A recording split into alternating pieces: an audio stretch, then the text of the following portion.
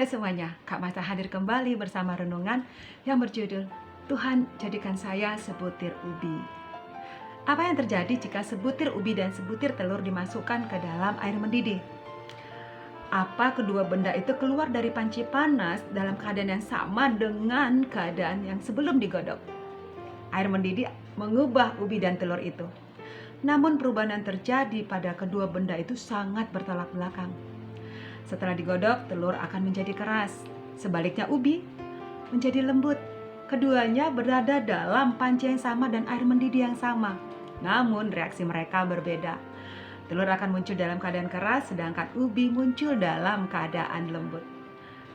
Dalam hidup ini adik-adik ada masa di mana kita harus masuk ke dalam panci air yang mendidih, yaitu saat kita mengalami musibah dan penderitaan.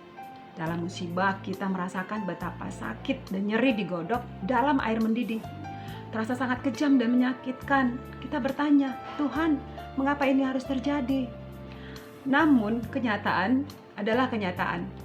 Musibah itu sedang atau sudah terjadi. Yang menjadi soal bukanlah mengapa musibah terjadi, melainkan bagaimana menghadapinya. Bagaimana bisa mengatasinya, melewatinya, dan bertahan dalam situasi musibah itu. Jika musibah dan penderitaan ibarat digodok dalam panci, bagaimana kita bisa keluar? Dan dalam keadaan bagaimana kita akan keluar dari panci itu?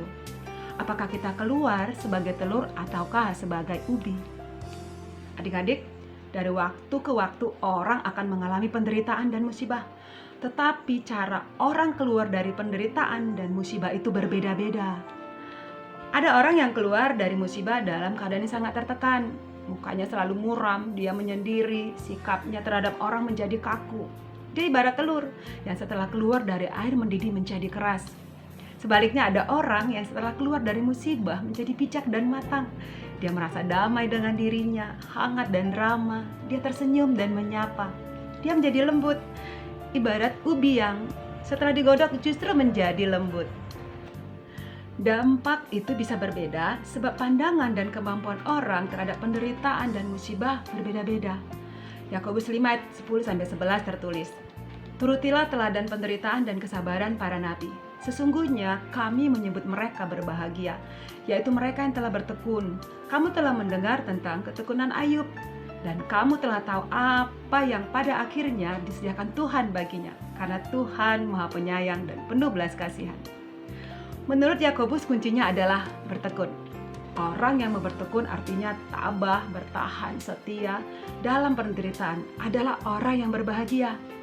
Roma 5 ayat 3-4. Kita malah bermegah juga dalam kesengsaraan kita, karena kita tahu bahwa kesengsaraan itu menimbulkan ketekunan, dan ketekunan menimbulkan tahan uji, dan tahan uji menimbulkan pengharapan. Malang tidak dapat ditolak, mujur tidak dapat diraih. Penderitaan dan musibah tidak dapat dihindarkan. Itu adalah bagian dari hidup. Hidup itu ada enaknya dan ada tidak enaknya, yaitu masuk dalam panci dan digodok dalam air mendidih. Soalnya, apakah kita akan keluar dari panci panas itu sebagai telur yang keras atau sebagai ubi yang lembut?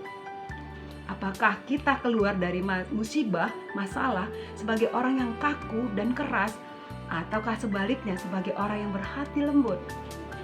Agaknya dalam suatu musibah kita belajar berbisik, Tuhan, biarlah saya menjadi seperti ubi, seperti sebutir ubi rebus yang lembut, hangat, dan manis.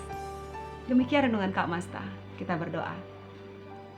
Ya Tuhan, jadikanlah kami seperti ubi yang lembut yang keluar dari permasalahan, tetap mengandalkan Engkau. Amin.